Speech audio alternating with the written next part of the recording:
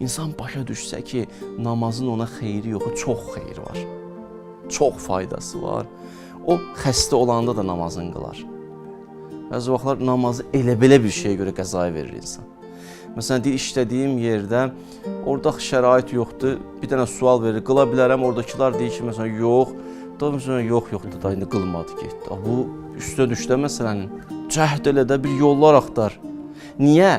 Çünki namazın xeyirli olduğunu bilirdi, çox xeyirli olduğunu bilmirdi. Namazı tərk eləmək ziyan olduğunu bilirdi, çox ziyan olduğunu bilmirdi. Məsələnin nə qədər ciddi olduğunu anlasa, görsən, biraz ağrıyırsan, gəlirsən bir yerə, bir nəfər deyirsən ki, məsələn, filan, tutaq ki, buram ağrıyır, bir ürəyim ağrıyır. O deyir, narahat olma da, yüngülvari bir şeydir, keçib gedər. Amma istəyirsən bir özünü ilə, bir həkimə göstərələ. Çox ciddiyə almırsan da, amma birdən bir həkimin yanında söhbət çıxanda, həkim başlayır elə sözlər deyir sənə ki, elə bir elmi sözlər və s. Sən məsələn, əhəmiyyətinə varırsan. Əhəmiyyətinə varandan sonra deyirsən, Allah indi gedim bir dənə müayinə olun, görüm nədir, nə var, nə yox. Birinci insan səndə onu yarada bilmədi, amma ikinci həkimlik ilə də yaratdı o səndə o fikri. Bizdə də gələ o stimul ki var içimizdə, o təşviq edən amil ki var, onu artırmaq lazımdır.